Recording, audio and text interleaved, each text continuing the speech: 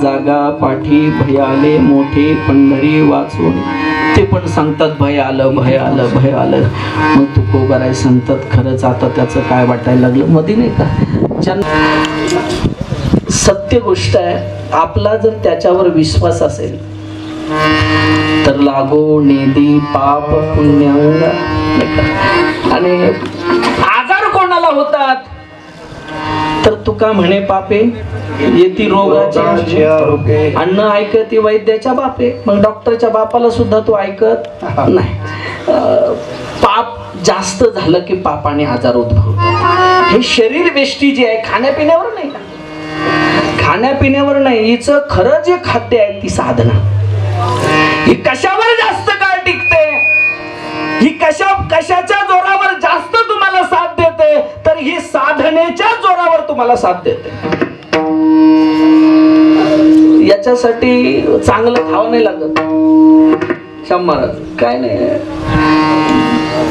असं सांगतात ना, त्याचं 2 वेळाचं जेवण असावं. पण कोणतं? रात्रो जागरणम कृत्वा दिवोच्या हरिकीर्तनम. रात्रो जागरणम कृत्वा दिवोच्या हरिकीर्तनम. ही कीर्तन ज्याच्या साधनेत आहे त्याला कसल्याच आजाराची काय नाही, भीती नाही महाराज, भीती नाही. आम्हाला भीती का वाटते तर आम्ही पाप आचरण केलेलं आहे म्हणून वाटते. तुम्हाला याच्या आता ह्या कोरोनाच्या मागे जा. तुम्ही जर गीता ज्ञानेश्वरी जर वाचली तर तुम्हाला आजाराची भीती वाटणार नाही. त्या काळात एक रोग आला होता, त्याला एड्स असं म्हणायचे. तो एड्स रोग गीतेच्या पहिल्या अध्यायात रेखाटलेला आहे महाराज. कधी वाचायला तुम्हाला वेळ आहे का? ओव्या सांगू, श्लोक सांगतो, ओव्या सांगतो. भगवंताने सांगितलं हा जो आजार उद्भवतोय तर त्याचं कारण सांगितलं. श्रेष्ठ भ्रष्टास प्रश्न जायते वर्ण संकरा संकर नरिका येव कुल ज्ञानम कुलश्च पतंती पितरो हे शाम लुप्त पिंडक क्रिया. तेव्हा खालच्या ओव्या वाचा महाराज. भोगे काम वाढे तैसा इंधने आगे सिहाका कचडे तैसी खाका त्यांची तोंडे खाका ते ठेली. भोगाने काम तृप्त होत नाही, तो वाढतो.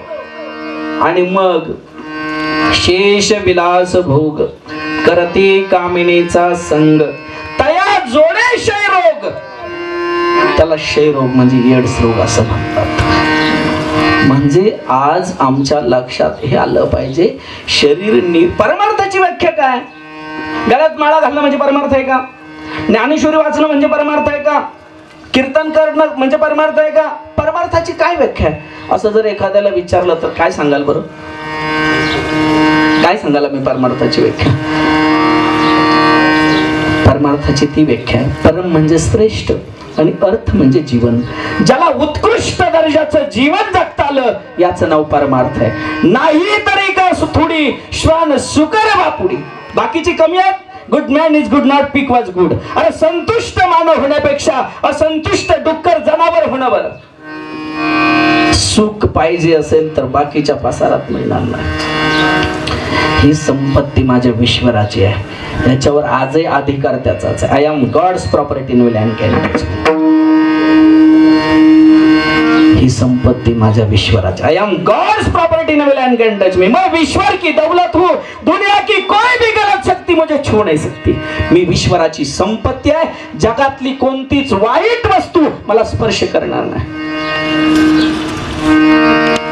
म्हणून God blesses you of your life with happiness. तुम्ही भगवान परमात्म्याची सेवा दररोज करा. जेणेकरून तुम्ही सुखी आणि आनंदी बनाल. विठ्ठल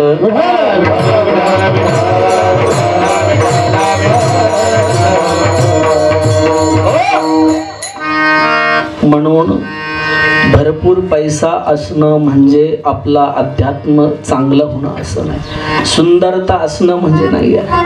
आणि का नाही तर याचं जे सौंदर्य आहे, याचा जो देखणेपणा आहे, याची जी पार्ट आहे ती इथं मिळत नाही हो. नाही तर भारत जुगाड करण्याच्या बाबतीत एक नंबर आहे, कुठेही जुगाड करत. करायला गेले होते मराठवाड्याचे मंत्री विलासराव देशमुख, अल्टर करायला नाही चालत महाराज, अजून तिथं त्या शक्तीला कोणी काही करू शकत आहे का? तुमच्याकडे असं नगरला एखादं दुकान, इथं शरीराचे सर्व स्पेअर पार्ट मिळतील, शिंदे मामा आहे का तिथं? तुम्ही दररोज फिरता? नाही, कोणाचं तरी गरिबाचं काढून बसावं लागेल, पण तेही चालत नाही. इथं त्याच्या सत्तेशिवाय काहीच झाले हे शरीर कोणाची या सत्ते, झाले हे शरीर कोणाची या सत्ते,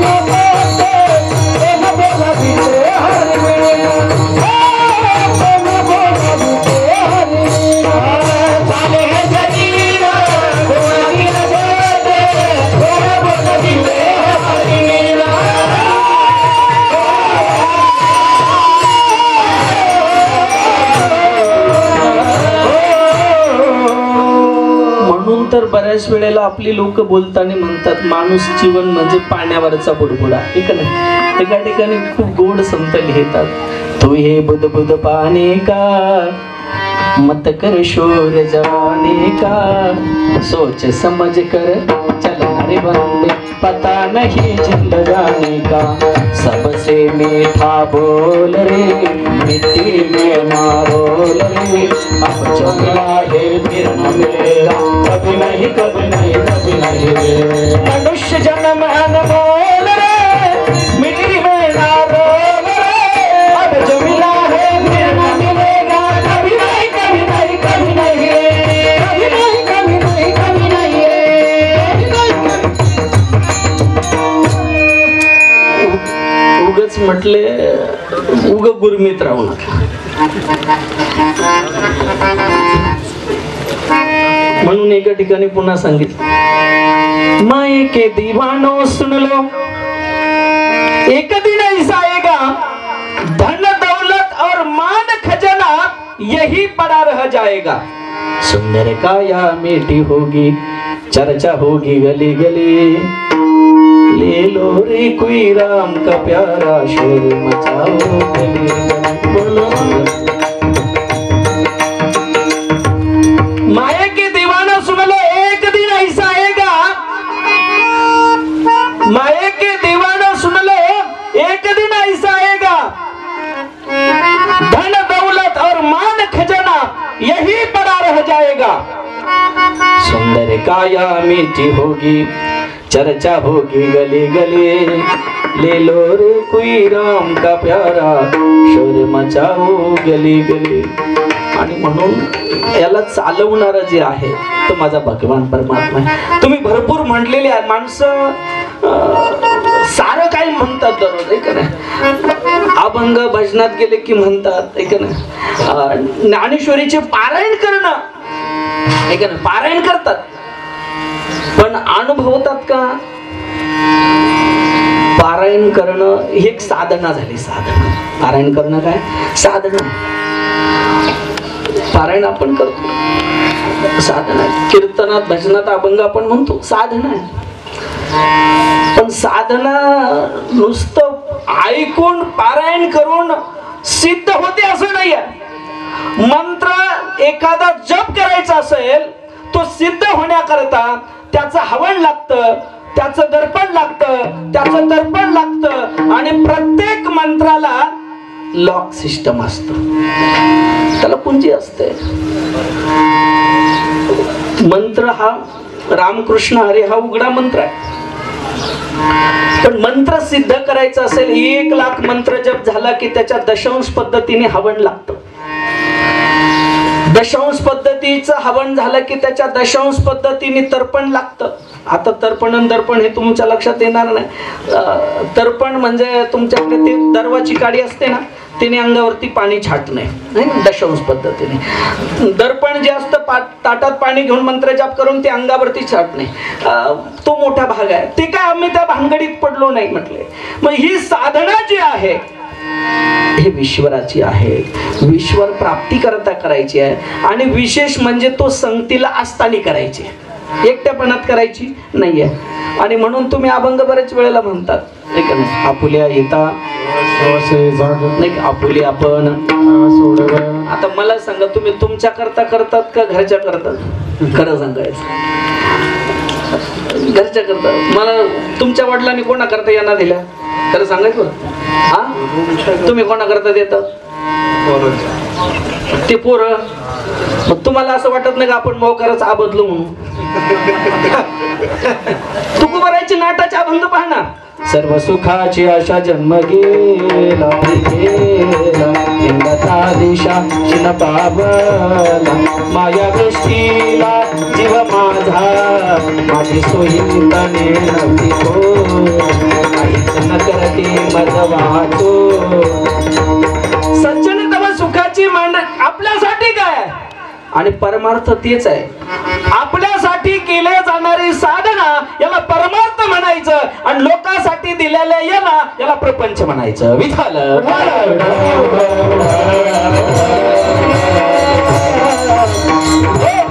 लक्षात आलं ना आता? परमार्थ आणि प्रपंच, नाही का? आपल्यासाठी केल्या जाणारं कर्म याला परमार्थ म्हणायचं, आणि दुसऱ्यासाठी दिलेल्या याला प्रपंच म्हणायचं. कारण त्यातलं आपल्या बरोबर काही येत नाही आहे, आपलं आपल्या बरोबर येत आहे. आणि म्हणून कबीरदास महाराजांनी सांगितलं एका ठिकाणी, बाबा या गाडीचा ड्रायव्हर मी आहे, पण याची बैल फार मोकार आहेत. मनके बैल चौफेर भटके, रस्सी लगाव गुरु ज्ञान की.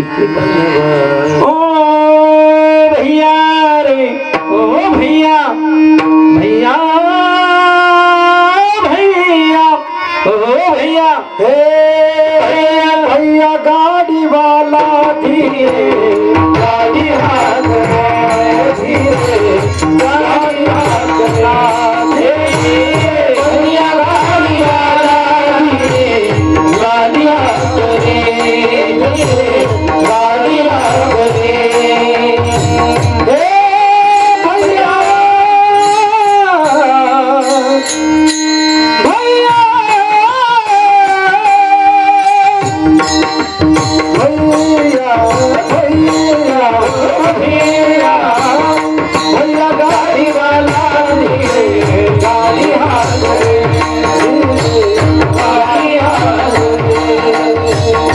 Hey!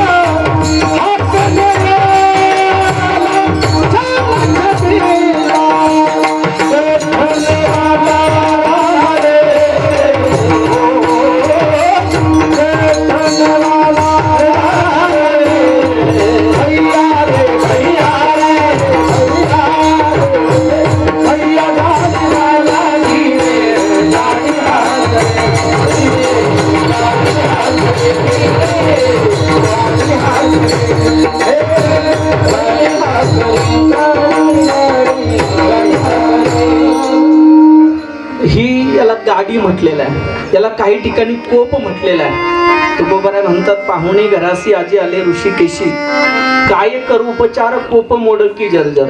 यालाच कबीरदासजी महाराजांनी घट असं म्हटलेलं आहे. यालाच बंगला असं म्हटलेलं आहे.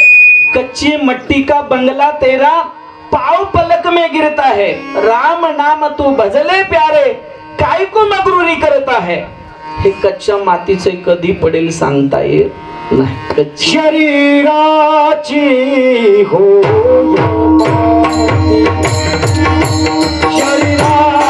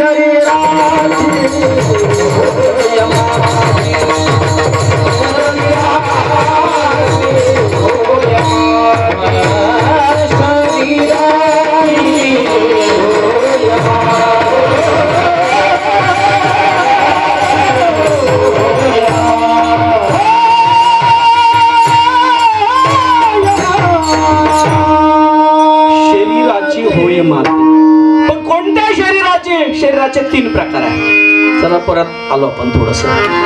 किती प्रकार आहे शरीराचे? 3 प्रकार आहे. मग कोणत्या शरीराची माती होते?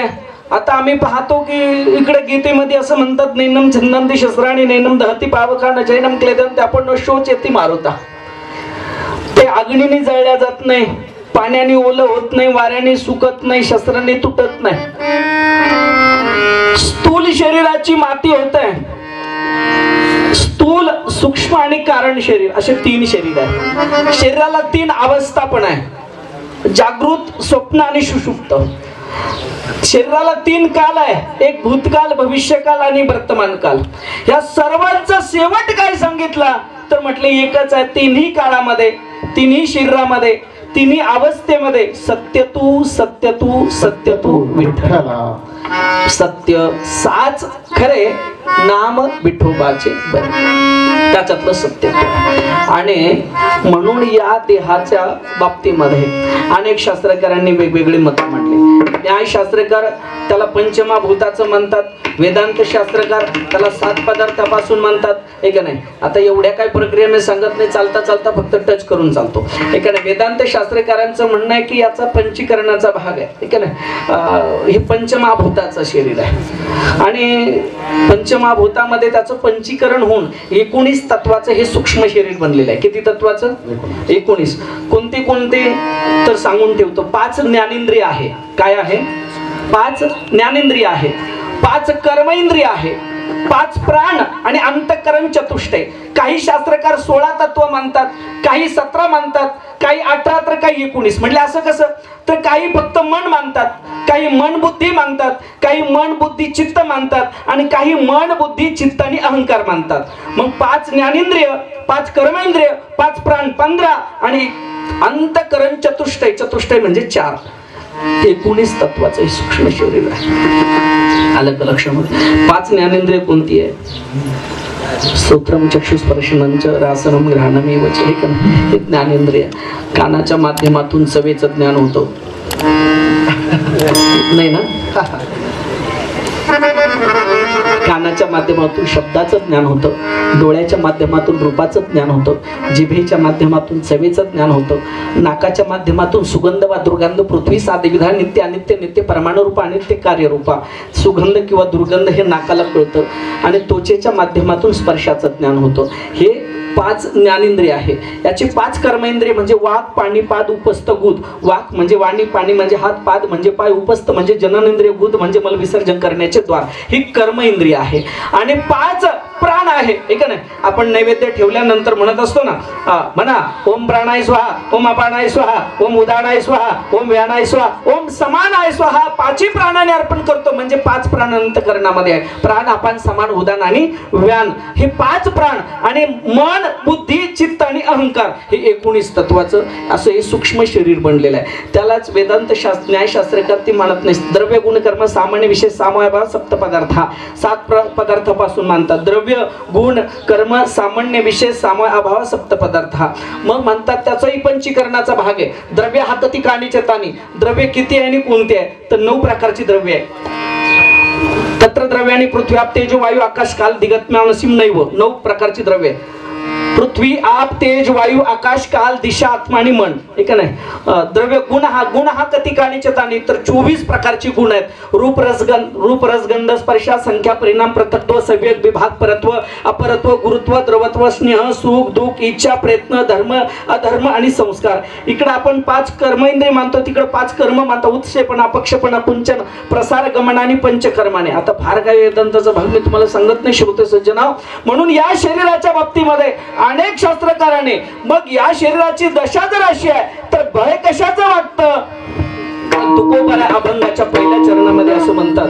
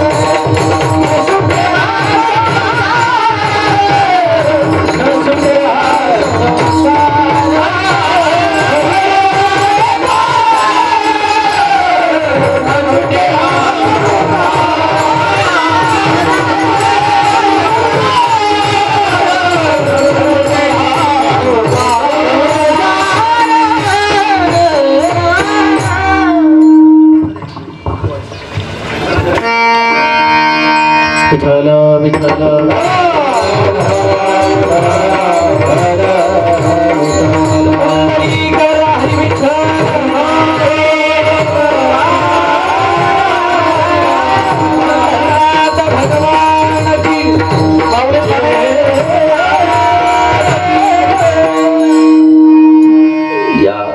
शरीराचं वर्णन करतात. त्याच्याबद्दल भय वाटतं पण त्याच्यातून बाहेर पडता येत नाही.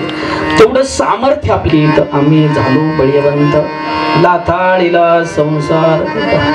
त्याला त्याच्यातून बाहेर पडण्याकरता जी शक्ती लागते तर तुकोबाराने म्हटलं देवाला, देवा आता याचं भय वाटतं पण हा सुटत नाही, फार अंगी मुरलेला आहे.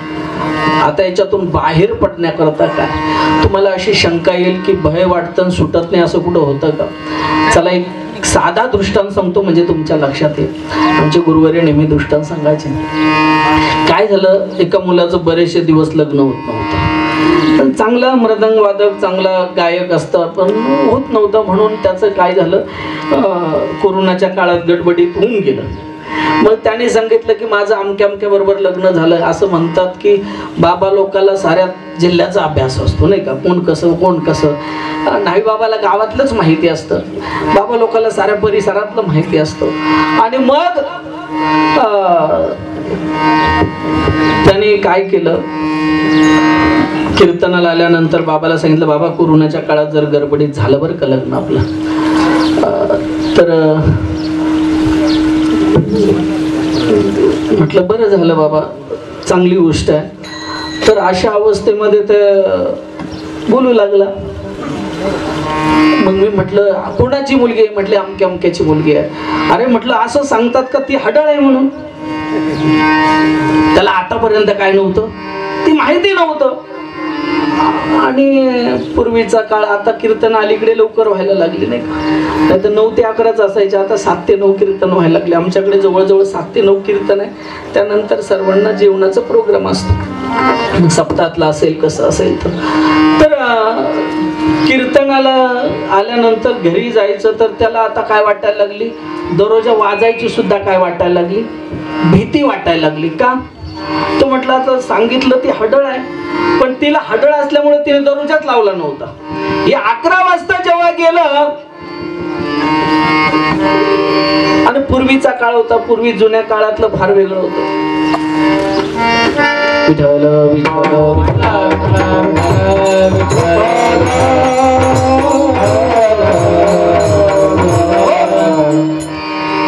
आणि मग हिने दररोजच लावला नव्हता. पूर्वीच्या काळात काय असायचं, माणसं रात्री झोपताना दिवाची वात काय करायची, एक तर कमी करायचे, नाही तर तो दिवा मालवून टाकायचे. काय करायचे, दिवा मालवून टाकायचे, नाहीतर वात कमी करायचे. शक्यतो गोड तेलाचे दिवे असायचे, त्याच्यानंतर रॉकेलचे आले, हे का नाही. मग ते जुन्या काळात तिने काही ते दिवा कमी केलेला नव्हता. आणि हा आल्यानंतर दररोजा उघडायचा आहे, दिव्यातली वातही कमी केलेली नाहीये, दिवा मोठ्याने जळतो. याने आल्या आल्या दम द्यायला लागला. तुला कळत नाही का म्हटले, दररोजा उघडा आहे, दिव्यातली वात कमी केली नाही. ती पडल्याच म्हणे एवढं वरडायला काय झालं. कारण माणसं चालतं अलीकडे सुद्धा तीच परिस्थिती. महाराज घरात पायरीचं डके आवाज कमी होतो. आदमी कितनाही खतरनाक होतो बाहेर, घर में है तो बिल्ली बन जाता है. पाळ्याला गोक्या कळतो ना तुम्हाला, फार वाईट परिस्थिती आहे महाराज. फोन कानाला जरी असला आणि थोड्या आवाजात बोलत असला, पायरी चढताना लगेच म्हणतो हा तुम्ही घरी आलो नंतर आवाज बदलतो. एवढं वरडायला काय झालं म्हटलं, दिव्यातलीच वात कमी करायची ना. मग तिने पडल्या जीभ लांबवली, पडल्या जीभ लांबवली. ती जीभ अशी जायला लागली, तिथं गेली, दिव्यातली वात कमी केली, परत आली. याने हे पाहिलं. आता त्यांचा पांढरे कपडे ऑटोमॅटिक पिवळे झाले. आता त्याला तिच्या बरोबर राहायची काय वाटायला लागली, भीती वाटायला लागली. पण सोडण्या इतकं सामर्थ्य सुद्धा त्याच्याकडे काय नाहीये. मग त्याला माहिती होतं, आता जर सोडण्याचं नाव केलं तर मुंडकं दाबेल. आणि संगर हवं तो कसं, ती हडळ आहे. ती अवस्था आमच्या या देहाची झालेली आहे. जेवढं आम्ही याच्यात चाललो, तेवढं अजून याच्यात गुंतत चाललो. याच्यातून बाहेर आम्हाला पडता येत नाहीये, बाहेर पडण्याचा मार्ग सापडत नाहीये. आणि अशा वेळेला तुकोबरायांनी म्हणावं, देवा आता काय वाटायला लागली, याची भीती वाटायला लागली. फळ वाटे पर न सुटे हा संसार. नाही का, आता सुटत तर नाहीच आहे, पण खरं सांगू का म्हटलं तुला, मी जरा कचाट्यात सापडलो. कचाट्यात अभंगाचं दुसरं चरण.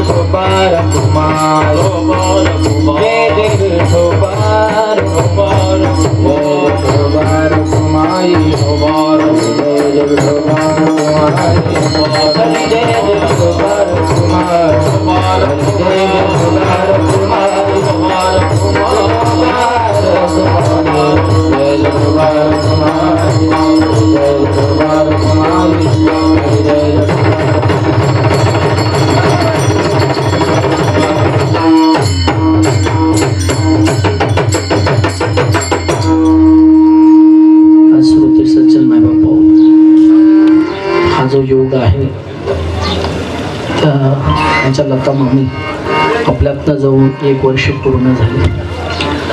आपल्या हिंदू धर्माच्या संस्कृतीमध्ये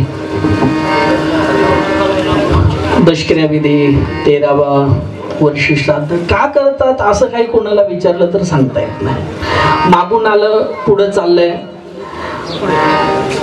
तर वर्ष श्राद्ध का करायचं असतं तर मृत्यू लोकातला 1 वर्ष होतं तेव्हा पितृ लोकातला 1 दिवस होतो.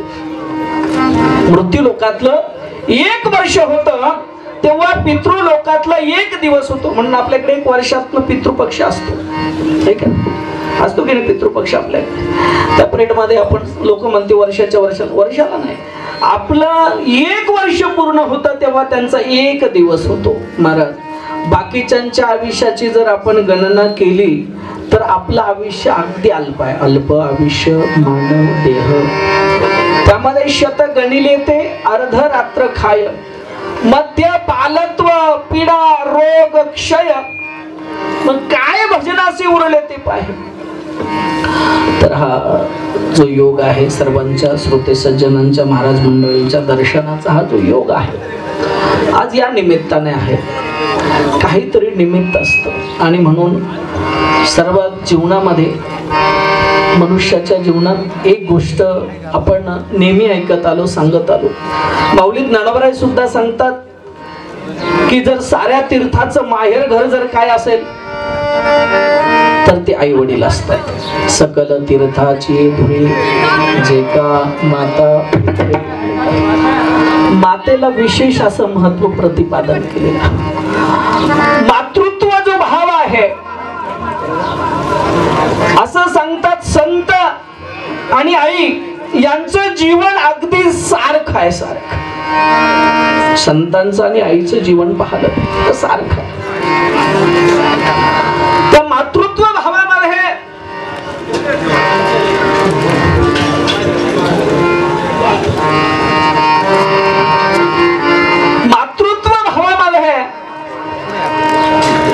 नाथ महाराजांनी तुकोबारायांनी ज्या ज्या वेळेस एकाग्रतेचं उदाहरण दिलं त्यावेळेस आईचं नाव पुढे घातलं. माऊली ज्ञानोबराय नाथबाबा वर्णन करतात. नाथबाबा सुद्धा म्हणतात कथा श्रवण करत असताना त्या मातृत्वाचा जो भाव आहे तेवढ्या भावाने जर कथा श्रवण केली तर त्याचं फल मिळेल. मातृत्वाला फार महत्व दिलं असं म्हणतात.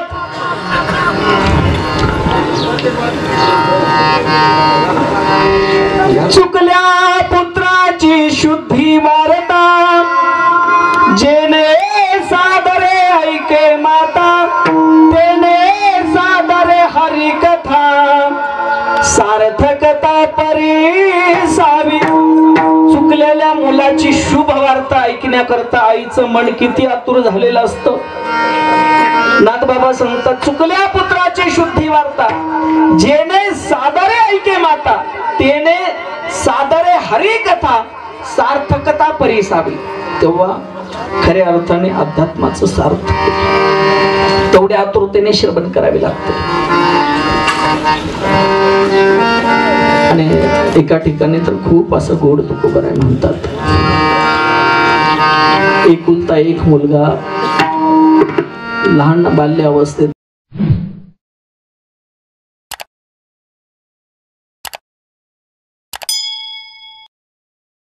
असताना काय संगोपन करते त्याला महाराज संगोपन करत असताना कुठे नाथबाबांनी हे पाहिलं असेल तुकोबारायांनी पाहिलं असेल माहित नाही महाराज. ते दृष्टांत पुढे समोर ठेवलेला आहे. ती कोणाच्या इथे तरी धुणं भांडी करते, त्याचं संगोपन करते, त्याचं अध्ययन पूर्ण करते आणि अध्ययन पूर्ण झाल्यानंतर तो कुठेतरी विदेशात जातो. आणि मग जेव्हा विदेशात गेला की त्याच्या सर्व इकडल्या रूढी रीतिरिवाज सारं संपतं.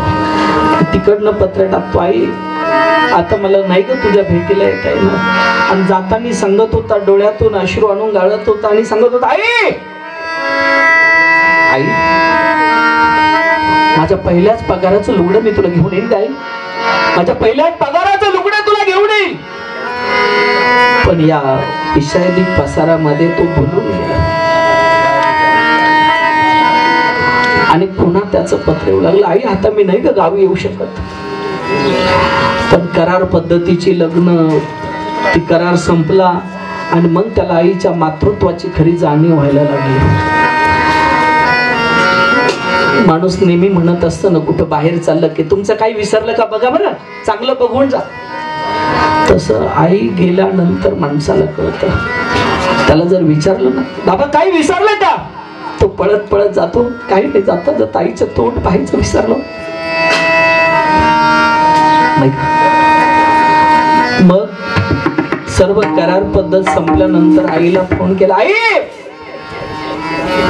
मी उद्या गावी येणार आहे ग. काय आनंद झाला त्या आईला. दुसऱ्याची इथं धुणी भांडी करणारी आई सारे गावभर फिरली महाराज. मोठ्याने ओरडून सांगू लागली, माझा साहेब येणार आहे, माझा साहेब येणार आहे. साऱ्या गावात सांगू लागली. त्या पुण्याला विमानतळावरती जाऊन बसली. 10 वाजता येणार विमान. खूप उशीर आला तरी ती वाट पाहत होती. माझा बाळ येणार आहे, माझा साहेब येणार आहे, माझा बाळ येणार आहे, माझा साहेब येणार आहे. पण ज्या विमानाने ते येणार होतं त्याचा ऍक्सिडेंट झाला होता. त्याच्यात तिचा साहेब गेलेला होता. तर ते साहेब आला नाही, त्याचं प्रेत संध्याकाळच्या 6 वाजता आलं आणि ते प्रेत येणं पाहिलं आणि जी फुलं हार आणली होती त्या प्रेताला घातली आणि तिला वेळ लागलं. दररोज ती गावात कुठंतरी पडलेली फुलं गोळा करायची, उकंड्यावरची इकडे तिकडे गोळा करायची, धावत पळत गावभर फिरायची आणि साहेब आलो, साहेब आलो. गावातली लोक वेडी म्हणून तिला दगड मारू लागली.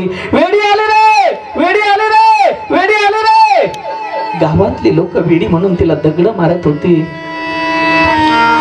पण तिचा एकच भाव फक्त त्या लेकरापाशी गुंतला होता. आणि म्हणून तुम्हाला खरं सांगू, आई जेवढी उपवास पारणे करत असते, आठवड्यातले सारे उपवास तिला असतात, सारे असतात. तिला 2-3 उपवास असतात नवरा सुधराव म्हणून, आणि 2-4 असतात तिला वाटतं काट्ट सुधराव म्हणून. आठवड्यातले सारे उपवास असतात. देवाच्या देवळात गेली तरी तिच्यासाठी काहीच मागत नाही. ती नेहमी नवऱ्यासाठीच मागते. ती म्हणत असते, कपाळाचं कुंकू माझ्या जन्माला जाऊ दे, कपाळाचं कुंकू माझ्या जन्माला जाऊ दे, आयुष्याचा जोडीदार शहाणा होऊ दे. हात जोडी ते देवाला, विनविते केशवाला, केशवा पांडुरंगा एवढं सुधरू दे रे बाबा, विनंती करते. खूप कविता तुम्ही ऐकलत नाही आईच्या. आम्ही 10वीला असताना आम्हाला एक कविता होती, 92-93 सालची गोष्ट. प्रेमे स्वरूप आई, वात्सल्य सिंधू आई, बोलाव तू जाता मी कोणत्या उपायी नाही. जगात झाली आबाळ या जीवाची, तुझी उणीव चित्ती आई तरीही जाची. चित्ती तुझी स्मरणा काहीच रूपरेखा, आई हवी म्हणून सोडीन जीव एका.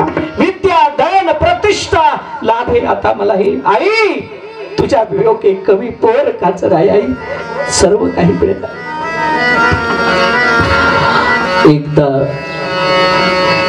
अनंताच्या प्रवासाला लागलं की पुन्हा ते पात्र स्टेजवर येत नाही. हा एक नटवलेला भगवान परमात्म्याने मोठा चित्रपट आहे. त्या चित्रपटात तुम्हा आम्हाला दिलेली पात्र आहे. सुंदर ओवी माऊली ज्ञानोबा रेखाटतात ज्ञानेश्वरीमध्ये. अडमायेचे वस्त्र एकटा लावून खेळी सूत्र, तो नटी बाहेरी छायाचित्र. 84 लक्ष उनीचा एक चित्रपट तयार केला. त्याच्यात तुम्हा आम्हाला पात्र दिले, कभी खुशी कभी गम, कधी सुखात तर कधी दुःखामध्ये. या दुःखाच्या खाईमध्ये आम्हाला प्रत्येक क्षण आम्हाला देवाची आठवण नाही होतो. त्या आईला जशी लेकराची, आणि आता असं म्हणतात कितीही काही मिळालं तरी आईचं प्रेम पुन्हा मिळत नाही. तुझ्या मूर्ती वाणी या जगात मूर्ती नाही. अनमोल जन्म दिला गाय, तुझे उपकार फिटणार नाही. किती मोठे उपकार आहे. तिने मला सर्वस्व काही दाखवलेलं आहे. म्हणून धर्मशास्त्रामध्ये आपण पाहते, मदालसा आपल्या लेकराला म्हणते, बाळा तुला याच्यात फार गुंतू नकोस रे बाळा, त्यातून बाहेर पडायचं असेल तर हा देह नाशिवंत मळमूत्राचा बाधा, वरी चर्म घातले गा, कर्म कीटकाचा संदा, रवरव दुर्गंधी रे अमंगळतेचा बाधा, स्मरे त्या हरिहरा शरणा जाई गोविंदा, पडिये दे मदालसा, सोहम जोजो रे बाळा, सोहम जोजो रे बाळा. आणि म्हणून पुन्हा सांगतो बाबा की एक गोष्ट आहे, संसारामध्ये बाप म्हणजे हिरा आहे, संसारामध्ये बाप म्हणजे हिरा आहे आणि आई म्हणजे सोनं आहे. लक्षात ठेवा, संसारात बाप म्हणजे हिरा आहे आणि आई म्हणजे सोनं आहे. सोनं मोडून कदाचित परत बनवता येतं, सोनं मोडून कदाचित परत बनवता येतं, पण हिरा मोडून नाही बनवता येतो, हिरा मोडून नाही बनवता येत. म्हणून आमच्या भारत देशामध्ये मातृत्वाचं कौशल्य करणारे सर्व भारत देश आहे माझा, पण बापाचे गोडवे गाणारे नाहीत. आणि म्हणून या मातृत्वाच्या कौशल्याचं, मातृत्वाचा जो वारसा, मातृत्वाचं जे प्रेम या लेकरांना लाभलं, खरं सांगू रामायणामध्ये एक सुंदर उदाहरण येतं, रामायणात गोड उदाहरण येतं की जेव्हा याच प्रसंगातलं उदाहरण आहे, स्फटिका शिलेवरती ज्यावेळेस प्रभू रामचंद्र आणि सीता माता बसले असताना जयंत इंद्राचा मुलगा त्याने सीतेच्या उजव्या पायाच्या अंगठ्याला टोच मारले. भगवंतांनी दरवाची काडी फेकली. नंतर लक्षात आलं कोणीच वाचू शकत नाही, बापही नाही. मग भगवंताला शरण आलं. भगवंताने त्याला आशीर्वाद दिला की जा, तुझा स्पर्श होईल तेव्हाच पिंड पवित्र होईल, नाही का. आणि म्हणून प्रभू रामचंद्र आणि सीता माता दोघे बसले असताना प्रभूने आपल्या हाताने वेणीमध्ये फूल गुवावं आणि सीतेने म्हणावं, स्वामी ही वेली किती भाग्यवान आहे की हिला एवढ्या मोठ्या विपुल वृक्षाची साथ मिळाली.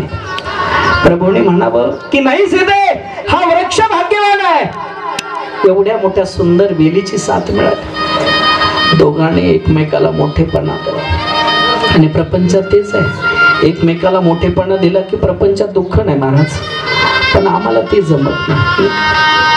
मग दोघेही भांडू लागले. तेवढ्यात लक्ष्मण जे आले आणि सीतेने विचारलं, सांगा ही वेली भाग्यवान आहे की हा वृक्ष भाग्यवान आहे. लक्ष्मणाने सांगितलं, शहाण्या माणसाने तसं नवरा बायकोच्या भांडणात पडू नये, शहाण्या माणसाला. पण तुम्ही विचारता म्हणून मी सांगते, ही वृक्षही भाग्यवान नाहीये आणि ही वेली भाग्यवान नाहीये, पण या वृक्ष आणि वेलीच्या सावलीला बसणारा प्रवासी लक्ष्मण खरा भाग्याचा आहे. या वेली आणि वृक्षाच्या सावलीला बसणारा प्रवासी लक्ष्मण खरा भाग्याचा आहे की ज्याच्यामुळे तुम्हाला खरं सांगू, म्हणून तो बाप भाग्यवान नसेल, ती आई भाग्यवान नसेल, पण त्या आई आणि बापाच्या सावली खाली वाढलेले ते पैलवान किती भाग्यवान असेल. त्यांच्या जीवनामध्ये तो एवढा मोठा वृक्ष त्यांना प्राप्त झाला. आणि म्हणून मातृत्वाचं जे प्रेम आहे त्याला धर्मशास्त्र म्हणतात. किती दिवस मातृत्वाचं प्रेम मिळतं याच्या हे आपल्यावर अवलंबून आहे. काही काहींना लहानपणीच मिळत नाही, तर याला मोठा वेगळा काही कारण आहे, ते काय मी तुम्हाला आता सांगणार नाही. स्वतः सज्जन माय बापा. आणि म्हणून खऱ्या अर्थाने जीवनामध्ये माणसाचा आनंदच तोपर्यंत असतो की जोपर्यंत आई वडील आहे तोपर्यंत त्याच्या सर्व दुःख त्याला माफ असतात, नाही का. किती मोठे अपराध केले तरी आई सांगत नाही की माझ्या मुलाने अपराध केले म्हणून. असो, म्हणून तसा बापही फार मोठा, बापाचं पात्र आहे त्याच्यासारखं पात्र नाही महाराज, परंतु ते समाजासमोर नाही आज, नाही का. आई भाकरी करून घालणारी आई दिसते, आईच्या हाताचे फोडं दिसतात, पण भाकरीसाठी लागणारी सीधा सामग्री ज्या बापानं गोळा केली तो बाप कधी दिसत नाही. आलं लक्षामध्ये. म्हणून बाप तर खरा हिरा. हिऱ्याची फार कठीण परीक्षा असते, त्याला नेहमी ऐरणीवर ठेवावं लागतं. हिरा ठेवीत ऐरणी वाचे मरेता जोगणे.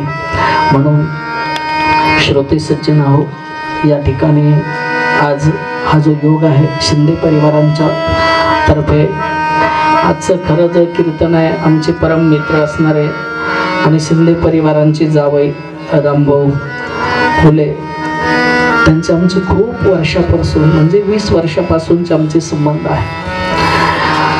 आपल्या कोरोनाच्या काळात काही काळ असा निघून गेला आणि तरी पण अधूनमधून फोन कॉन्टॅक्ट वगैरे होत राहिले. आपले सर्व महाराज मंडळी, त्याचबरोबर आमचे असणारे शिष्य प्रल्हाद भोले, त्यांचे आजोबा ते या ठिकाणी आहेत. सर्व आमचे श्याम महाराज आहेत, पेटी मास्तर बाबा या ठिकाणी आहेच.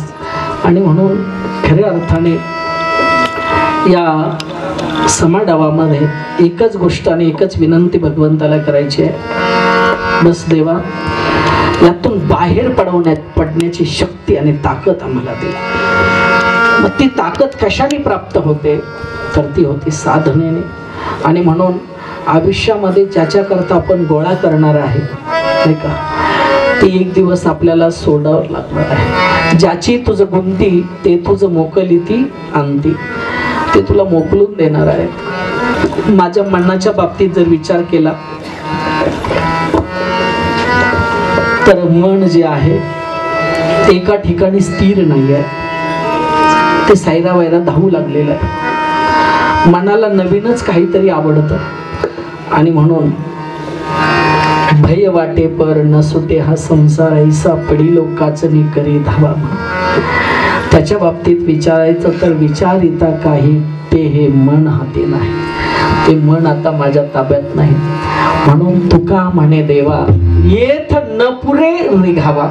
इथं आता माझा लाग लागत नाही. काय लागत नाही?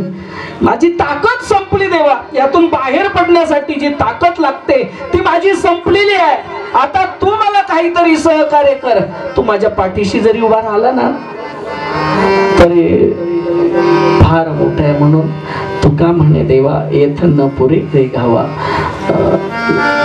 आणि झालेली सेवा श्रोते सज्जन माय बाबांच्या गुरुवारांच्या चरणी अर्पण करून सेवेला आपण याच ठिकाणी पूर्णविराम देणार आहेत. ज्ञानेश्वर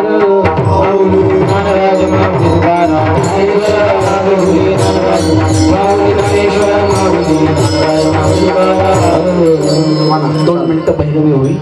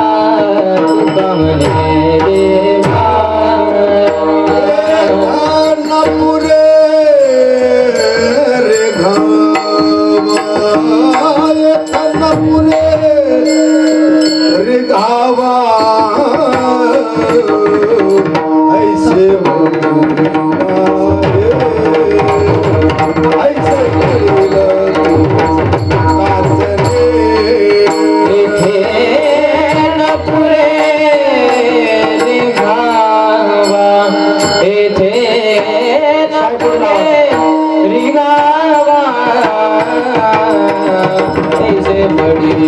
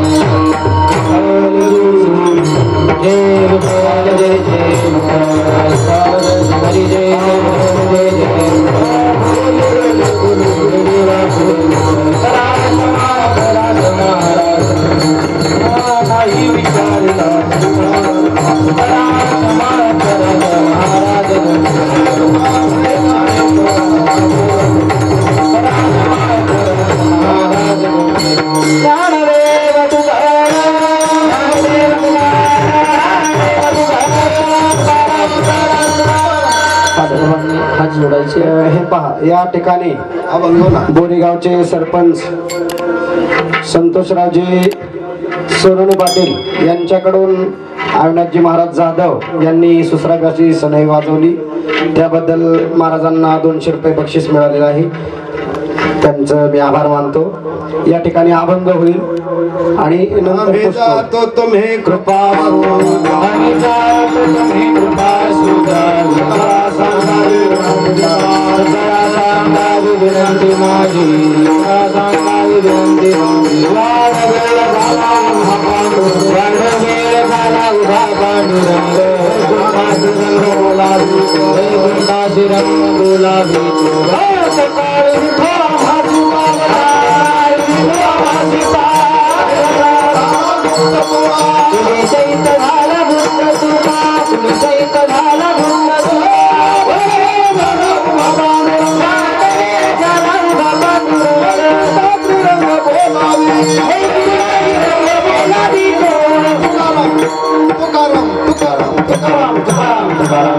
तुकाराम